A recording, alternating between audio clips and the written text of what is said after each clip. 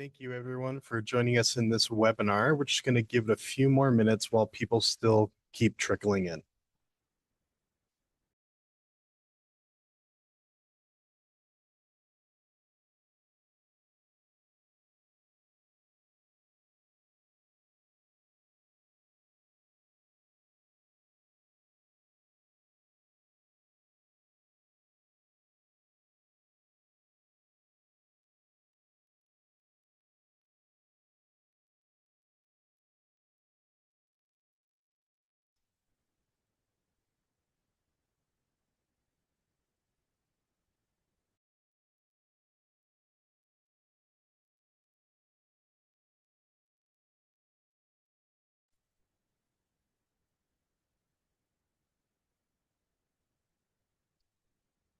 People are still coming in. Welcome. We're just going to give a few more minutes while we let others trickle in.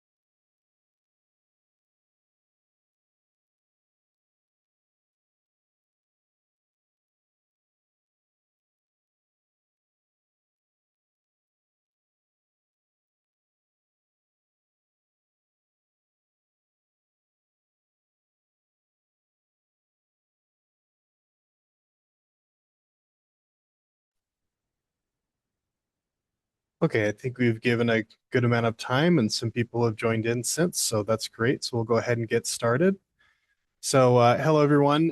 Welcome again to today's webinar. My name is Corey Blackham and I'm the Director of Customer Success. And with me is Brittany Christensen, who is our Manager of Education and Training.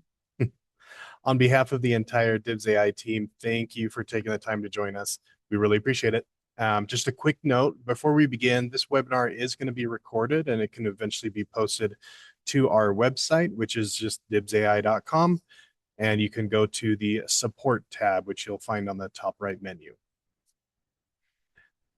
So for today's session, this isn't going to be a typical overview of the general what DIBS AI is or a sales demo, but rather we're actually leaving this open to you to ask questions that you may have about anything. We can go through product improvements or product release, anything about how to do things, questions that you may have in any way, whether it's software, clinical, or other.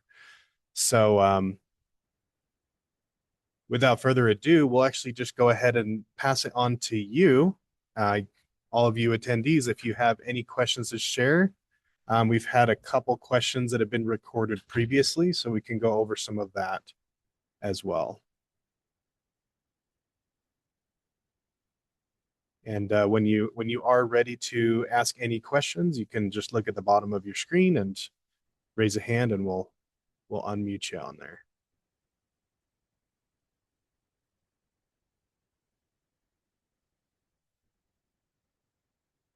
Okay, we have a question from Todd Kimura, and there you go.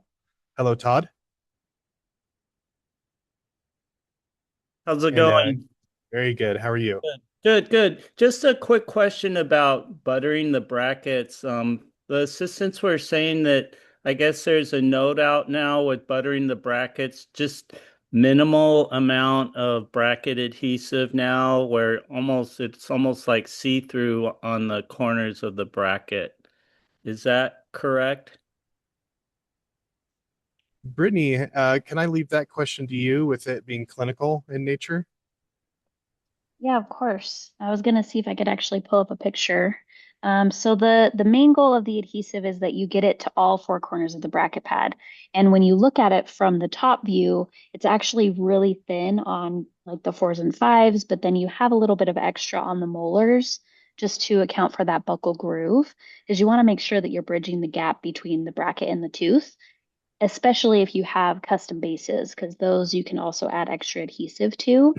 But it is going to be pretty thin as long as you have the full coverage to all four corners. So we really like color changing adhesives because then it makes it really easy for you to see. But let me pull up my image that I have for you really quickly so you can kind of see what I'm talking about here. Adhesive. This kind of helps reduce the flash and then also helps to ensure that the brackets adhere a little bit better too. Is that correct from what you Yes, found? Yeah. exactly. Yeah, most offices don't have any flash. Once they kind of get the hang of it, I will say it is a little bit of a learning curve for most of our assistants, is getting the right amount of adhesive, but that's also where it can be helpful to have just one person that's applying the adhesive, pre-applying it up to 24 hours before is what we recommend, or even the morning of. And then Hmm. that way it's consistent across the board, but it is helpful to have all of your team at least aware of how to do it. Hmm. So, can you see my screen? Yes, Okay. yes. So you can see how it's full coverage of the whole bracket, but then as I rotate the tray here, you can see that it's just barely visible there on the fours and the fives, but then we have a little bit of a little mountain on the molar, and that's again for those buccal grooves, because if you only put adhesive on the base of the bracket, you would definitely have a debond there. So adding the extra adhesive on the molars is pretty common, most typical. Does that help? Does that answer your question?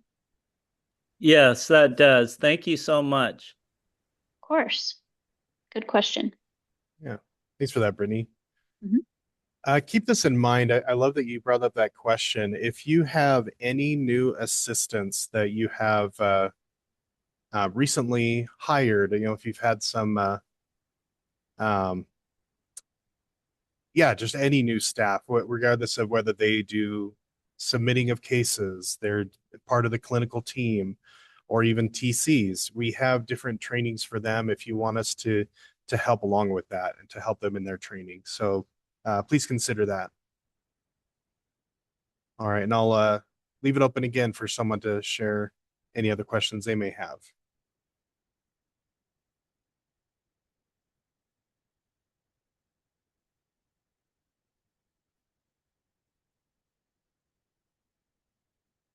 So I do have one that was prepared before. It's how can I swap brackets in my DIB setup? Um, Brittany, you have some demo cases to show that can demonstrate this? Yes? Yes, indeed I Thank do. you. So I will share my screen here again. Again, feel free to raise your hand within the webinar if any of this spurs any other questions. Yes, okay. This is just one of our demo cases here. John Voight, famous actor, not his teeth. We just make that as a joke. But as you are going through and adjusting your case, if you decide maybe you want inverted brackets, or maybe the patient has decided they want to do ceramic brackets, I think one of the main thing that people will do on accident is they'll actually delete the brackets and then they'll try to change them and then it doesn't work. And the reason for that is that the software thinks you don't want a bracket on that tooth. So now it's not going to let you place a different bracket on there. So it's very easy if you want to just swap it, and you can swap all of the brackets. You can do just whatever brackets you select. So for the example, I'll just do maybe the 3 to 3. So I'm going to select my 3, hold shift, and then I can select everything 3 to 3. And if you have your adjustment window open like this, where you can see the arrows, you do have to hit finish editing. And then you have your bracket library drop down over on the left-hand side. So I can go into that library and I can go to all other brackets, and then that's going to show me what other brackets I have available to swap it out to. So I have a ceramic bracket set that's 5 to 5. And since I only have the 3 to 3 selected, it's only going to swap those brackets. So all I have to do is click on that bracket set. It's going to read the library. and then it's going to swap those brackets. Now, when I click, I can see those are ceramic. Go to my bracket names. Now I have the ceramic brackets here. And so if I wanted to maybe just invert one bracket, same thing, go to that bracket library, and I have the inverted metal bracket set upper 2 to 2. Just select that one tooth, and then it's going to swap it. Oh, that looks crazy there. A little too high up, 6.0. But that's how you can swap the brackets. So you don't want to delete them first. You just want to select the teeth you want to swap and then go to your bracket library, swap it out. Awesome. Thanks for that. Mhm. And that also reminds me of another feature that is kind of new from our last release, version 9. And some of you may have been here for that webinar in the past. So with that, there is a new option where you can create a custom bracket set.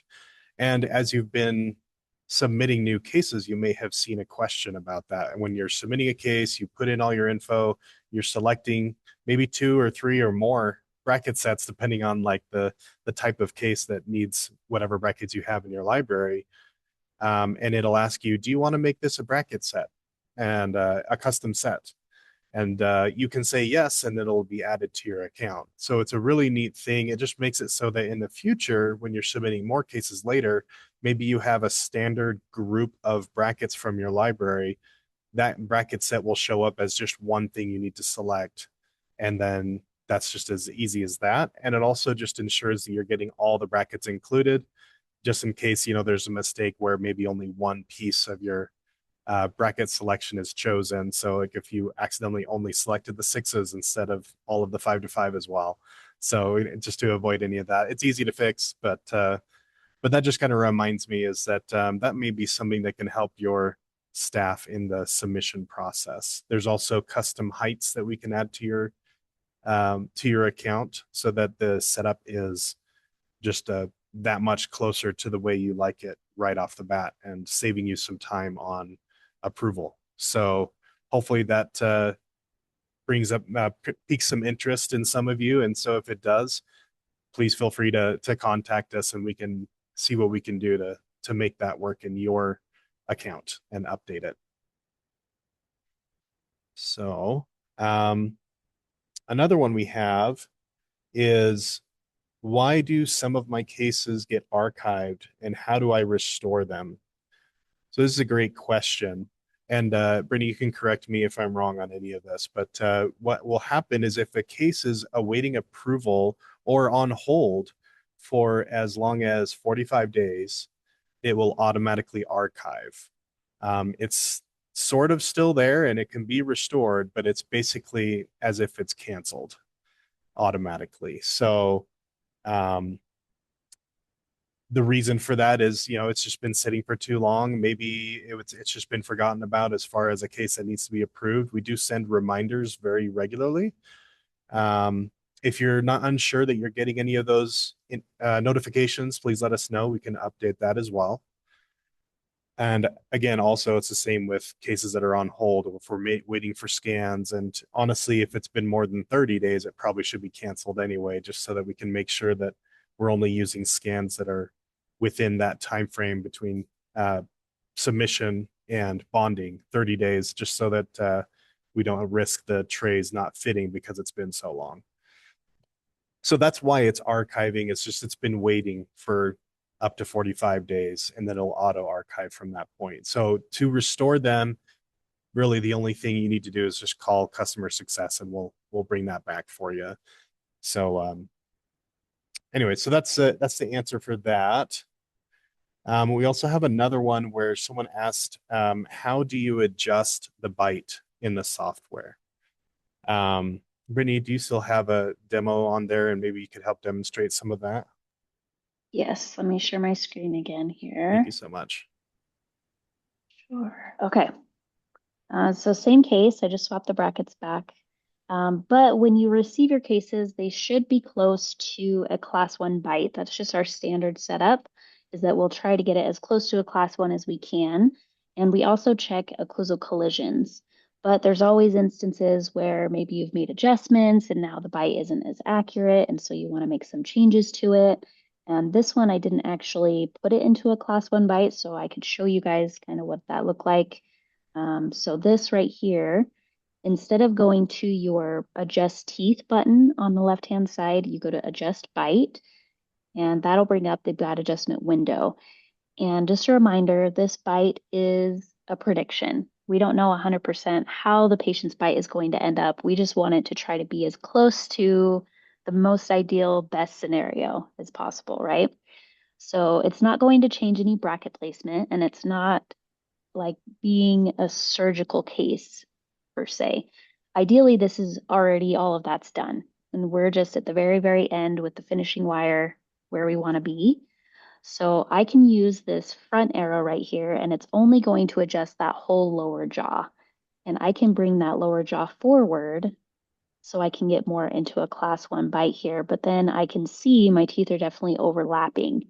So I can use our occlusal collisions, which is right here, and it's probably going to be very red. Yep.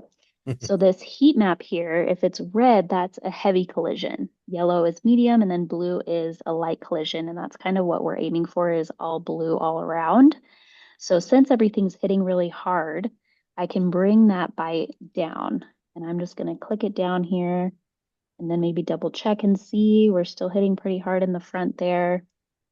And if I get pretty good occlusion, maybe in like the anterior here, then I can see I can just open the bite on the posterior, and I can use these tip arrows right here, and I can tip that back or front to change how it's colliding back in the posterior. And then I can make bracket adjustments based on that if I'd like to. So like these teeth right here, maybe I can bring these up a little bit, checking for those occlusal collisions. Maybe I want to bring the bite down a couple clicks again, or up, I mean. Yeah, so see now I've got a little bit of blue on these teeth here, but then I've got some heavy collision here on my 3s. So if you can get ideally a little bit of blue on each tooth, then you're kind of looking more at changing bracket position to fix the heavy collision. And that could be done with torque and doing custom bases. It may be just a rotation that you need to rotate it back. And I can even bring the whole bite back again. So it's kind of up to you, but we do really love these occlusal collisions, and we do try to get these lined up for you when you receive your case. So if you haven't looked at that before, when you open your next case, just first thing, go ahead and take a look, because you should have pretty good blue, even contacts across the whole thing.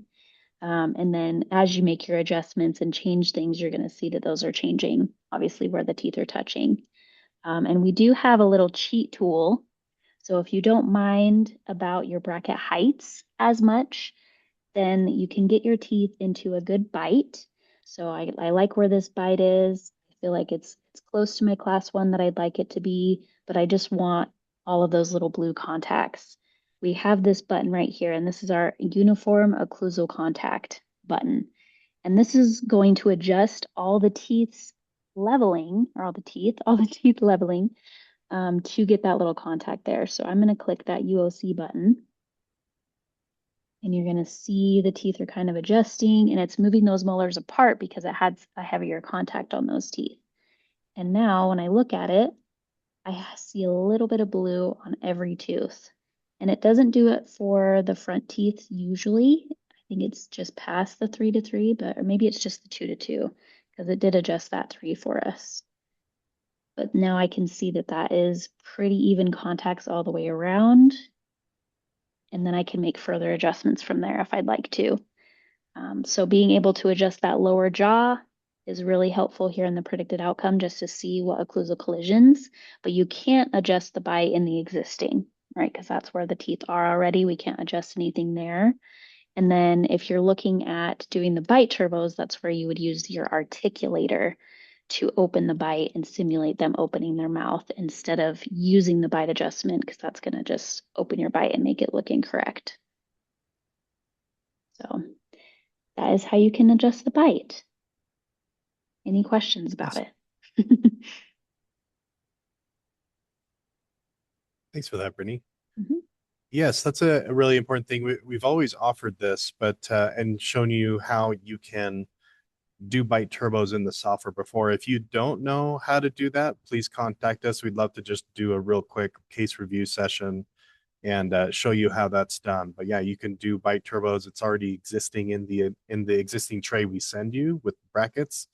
We also are now offering separate turbo trays, rebonding trays. And so like for any of that, if you have questions about those features, then yeah, please let us know. That's also something from a recent release that we did. And so yeah, if you haven't heard about any of those things, please let us know. Um, and then and thank you, by the way, Brittany, for sharing the universal occlusal collisions. I don't think a lot of people know about those buttons. I think one thing that would be crucial to keep in mind is that um, you just want to make sure that you don't necessarily just choose to do that as your first thing when you're going into approving a case. When we do our approval trainings, we do mention that there are a lot of things that affect the heights of your tooth placement. So, and that can be from certain torque or heck tipping and other placements. If it's rotated too much, then it may be occluding in a different spot. And so the best thing is to go with that protocol where, you know, you turn on your marginal ridge lines to make sure that looks pretty lined up as far as from the occlusal view, your buccal view, do the bite adjustment, you know, if it looks like there's something that's off, like Brittany was showing. And then after you've done all that and it looks pretty level, arch by arch, and you notice just slight discrepancies from upper to lower, if there's any height changes that need to be updated and that's it, then that would probably be the good time to hit that button, rather than doing it first thing off the bat. Because if there is anything that's significant and off, then it may do too much, but also you may just end up having to do it again because you still need to do those other movements, as I mentioned, that we usually recommend doing first. So if you change your heights, then you're doing a bunch of torque movement or rotations or anything. Hopefully not, but that may affect the heights anyway. So it's usually something you do later or just along the way as you do it. So anyway, that's a really great feature. Not many people know. Um, One other is how do we get more training? Many know that we do charge for the on-site clinical training unless you prepay for, you know, a certain number of cases, and then it gets included, and then we send out clinical trainers to your office. So that's the way that we're able to cover the cost, is if you prepay for like 50 cases. But as far as all of our other trainings, they're all virtual. So it's unlimited. So you can get as many trainings as you want from us at Customer Success. So the different types of trainings that we have, there's the kickoff call, which is just really making sure we got your account set up properly and see what we can do to um, possibly update it if it's been a while. There's case submission training. Again, this could be for any of your staff. So if you are considering any of these things, you have new staff members that you're trying to get familiar with some of the things in DIBS, contact us about that, and we'd be happy to do that training for you. So case submission training, TC training, and messaging, so we can do that. Approval training, of course, which is a lot of the how-tos within the software, like Brittany was showing. And then anything else as far as questions you may have on just how to use the software. Maybe some of you have used DIBS for a long time and you need a refresher. Just let us know. But then also, as far as clinical training, we do that virtually as well. It's just the on-site ones that we charge for if you need an extra, unless we have an opportunity where we're in your area and we can just do it since we're already in the area training someone else. So, but yeah, if you just need a virtual refresher on clinical, happy to do that as well, especially if you have new staff. So please consider that. But those are the other questions we had from before. It looks like I have a couple others. We have Juliana Pantura, who's asking, how does wire selection change bracket position? So I will explain what the software does in expressing the brackets. So it's essentially what it is. When it's expressing the brackets, it's accounting for the prescription as far as the torque, the if there's any rotational offsets or whatnot built into the bracket, and it's doing that perfectly. And when I say that, I mean that if depending on the wire, it's going to only express that far depending on the wire that you have. So if it's a 1925 and an 022 bracket, it's going to express most of it, but there's a little bit of slop as well, and it's accounting for that too. So you're getting that expression exactly to where it's going to go based on your bracket prescription. The other difference is with the wire, what the software is doing is it's actually moving those teeth to the arch form of that wire. And so that's where we recommend that depending on the arch form they're trying to achieve, we recommend using that particular form. And we do like to ask for those when we first connect with you. So thanks for asking that question. As far as how that affects bracket position, it could look like if you're choosing a super broad wire that it looks like there's a lot of expansion happening on that digital setup. So that's something to consider. So if you're concerned about that, then let's talk and we can see if we need to add other arch forms, because if it's going to be something that requires expansion, then that would of course require an expander. It's not just the wire that's going to do that for you.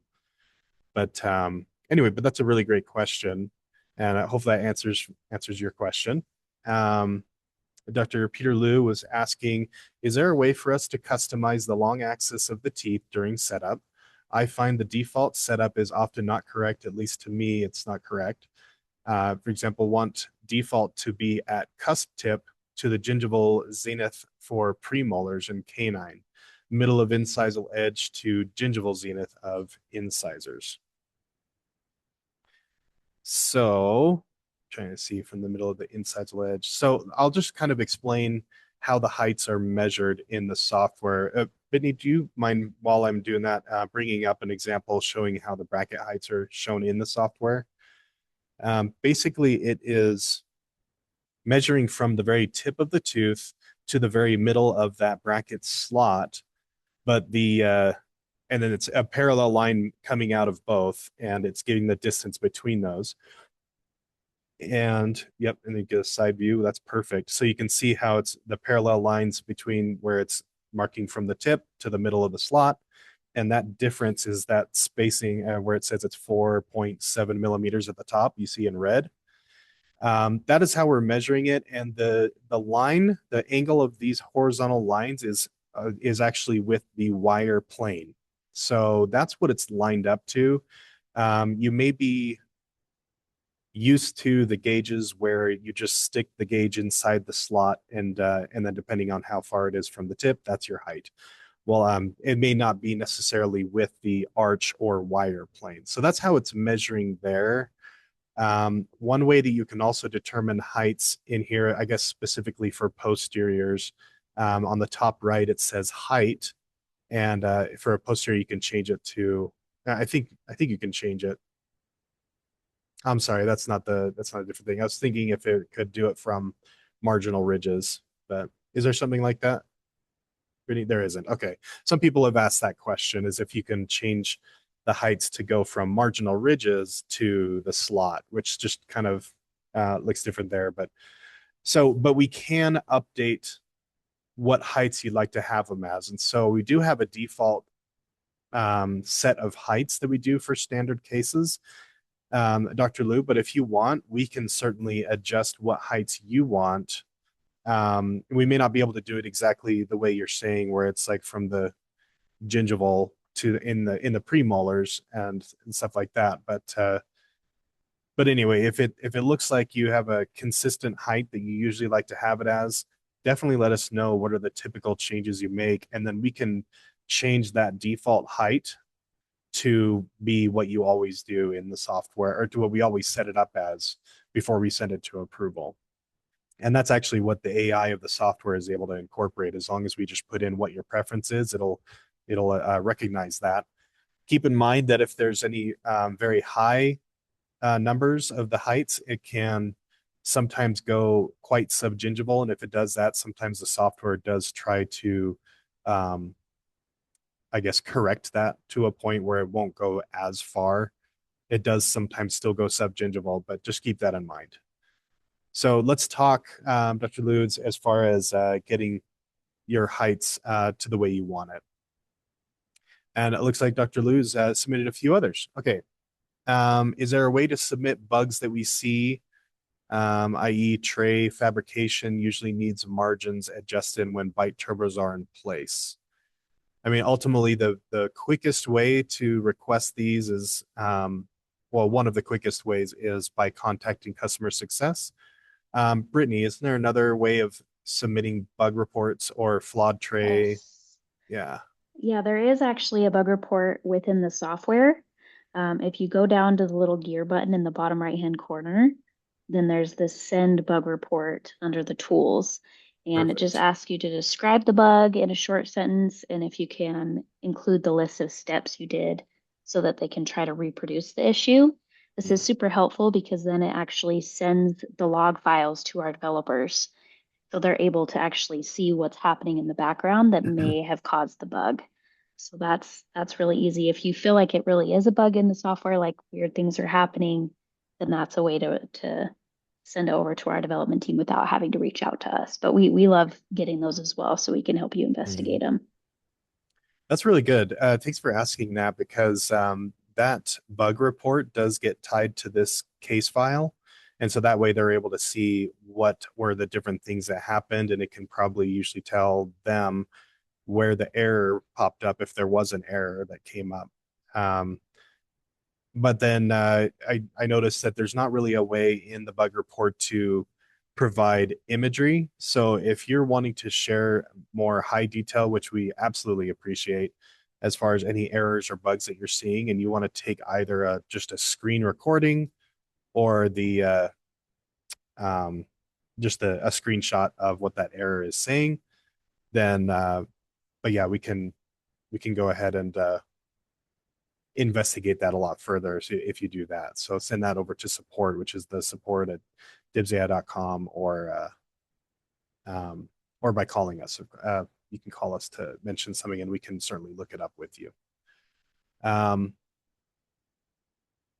okay. And then, sorry, Dr. Liu, and I see that you were responding to one of the things we were mentioning. You said it wasn't the bracket height specifically, but referring to the tip of the bracket, the long axis of the teeth.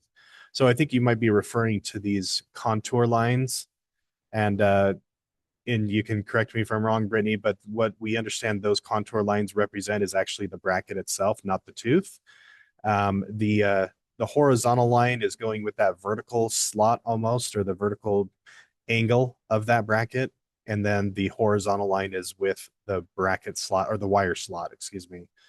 So that's exactly where the wire will go through. It's just kind of that reference. So it's actually tied to the bracket. So she's tipping it right now, but it's keeping those lines the same.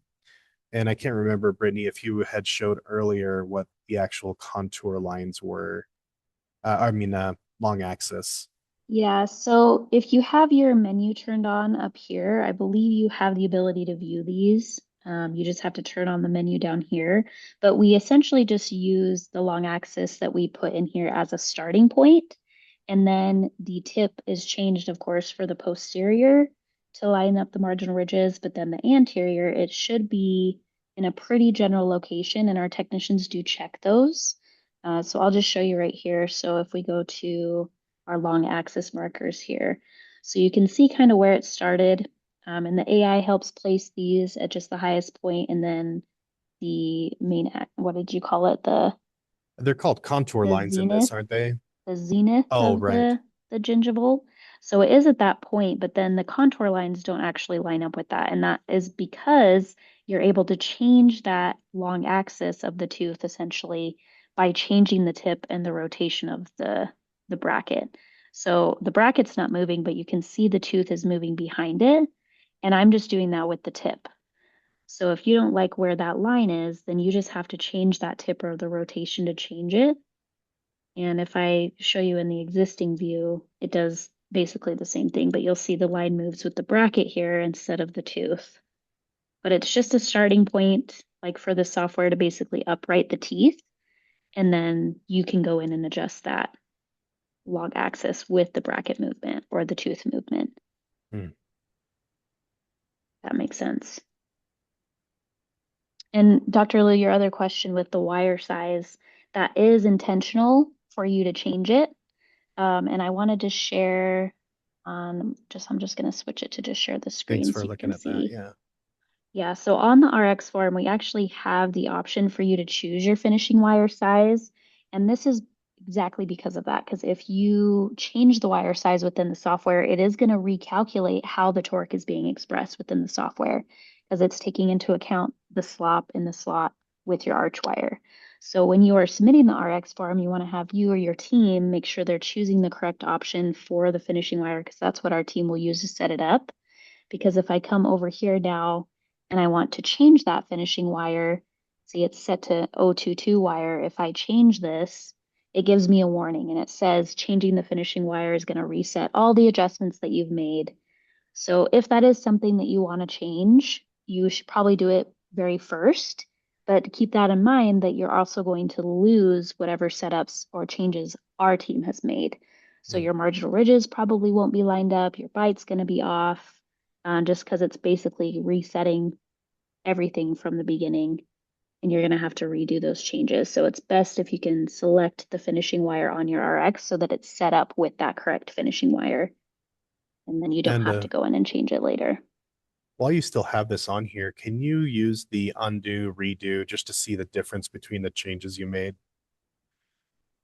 Yeah, look at the Yeah. torque. Let me go from this view. So Even a this is side view too, but yeah. So it's expressing a little bit more torque when you get the 1925 in there versus the 16 round, of 1625. course, that which the round isn't going to do any torque expression, right? But um just the regular level on the line. But yeah, so that's really good. Yeah, you can see that the arch wire is actually filling in the slot, so we're seeing more of that torque being expressed versus if we use the smaller wire, it's not. Yeah. But good questions. Yeah. All right. So yeah, thanks for asking those questions though. This is really good to cover on this session. There, yeah, sometimes we get a lot of different questions um, with uh, with our software specifically, and so oftentimes we found that we've done trainings with doctors who they've had their first approval training, but then there hasn't been anything since. We understand that sometimes having only one training, it's really hard to try and uh, remember all those things in just one session and then trying to remember them along the way. But it's easy to forget things and retain that all. So we do encourage that you reach out to us to do maybe a level 2 training, which is just kind of to go over some of the other features in more detail. Or for us to just even do an overall refresher is totally fine as well. We are always happy to do this for you. But were there any other questions that anybody had? I think I went over all the ones we received from before. Okay, Todd has another question. There you are. Go ahead, Todd.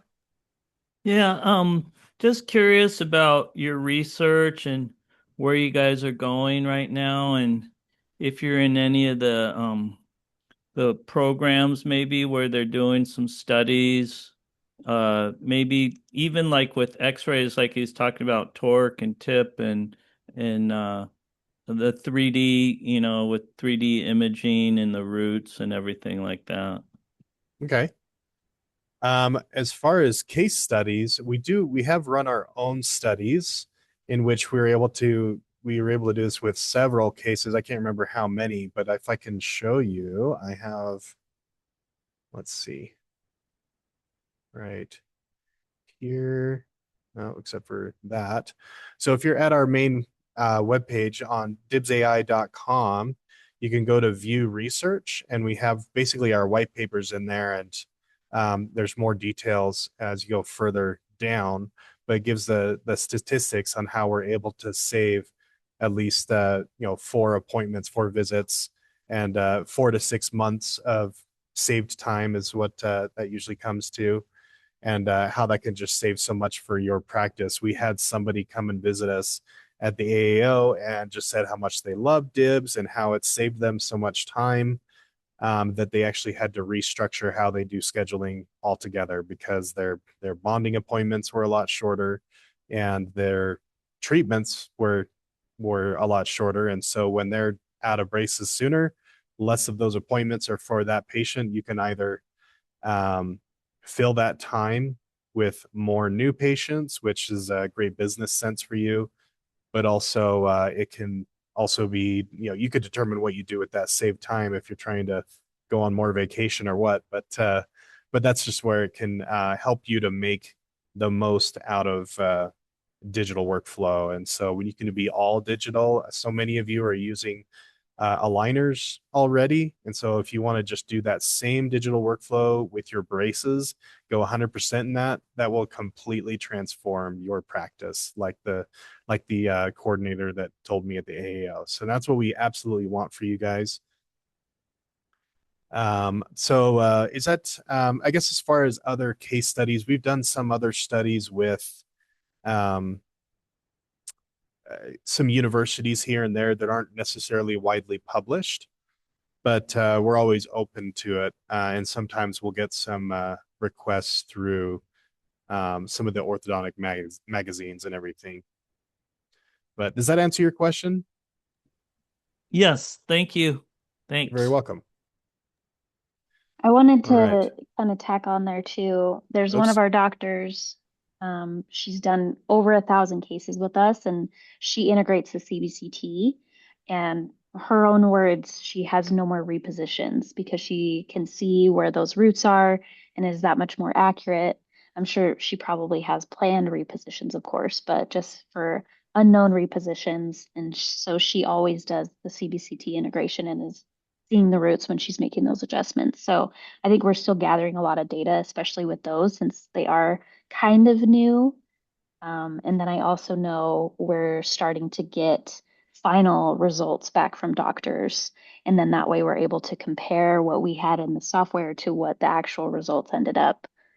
So there's still a lot of data that we're gathering. So more will come for sure.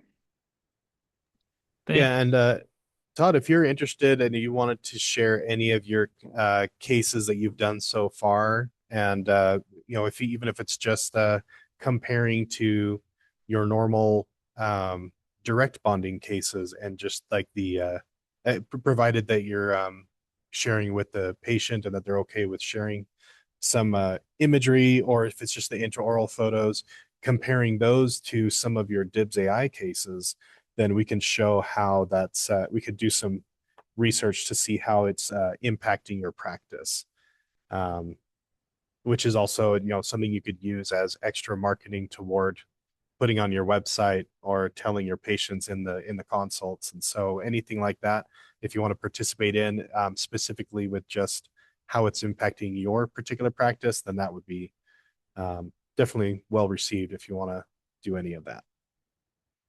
Okay, thank you. Okay, anybody else have any questions?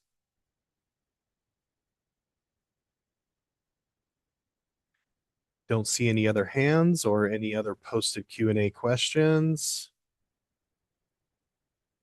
Okay. All right, well then with that, we'll go ahead and close this session. Before I close off, I guess I wanted to leave you with one big invitation, essentially. Like if at any point you need any help with anything at all, like I've already been saying, right? Please don't hesitate to call or email us. In fact, let me just pull this up for you so you guys can see it. I already have the website up. I'm sorry. Let me get to the last thing here. All right. I just wanted to show my screen. Okay. So yeah, just want you to see what our stuff is here, our contact information. So that's our main phone number at the top, the 801-763-5039. Option 2 is what takes you to customer success. And of course, our email is really easy, support dibsai.com. There is the support website. It's just dibsai.com/support. You might have seen when I showed you the website that there was a support tab at the top right. So if you click on that, that takes you to some other content and training materials, even how-tos, webinar recordings, which we'll put this in there as well. And then there's our text line down there if you guys are especially texters. I am. But anyway, so yeah, please don't hesitate to reach out to us. It could be anything, whether it's about learning or relearning something in the software. I'm glad that we were able to go over a lot today in that. Perhaps you have any questions about the DibsAI workflow or turnaround, pricing. Yeah, and again, I'll repeat, if you have any new staff members or even new doctors that have joined the practice, happy to do any extra training to help them along. But perhaps you have you just want to provide some feedback. Maybe you have some feature requests for the software. Happy to accept any of those. We document it all, and so just yeah. And again, if you want to call us to see how we can best customize your account a little bit to your needs, we talked about how you can do custom bracket sets, custom heights, and all that. Then please give us a call on that one so we can just make things even easier and faster for you. Happy to assist with any of that. But with all that, we'll go ahead and close this session. Thank you all again for joining this webinar and for all those great questions, and have a great rest of the week. Thank you guys. Bye-bye. Goodbye.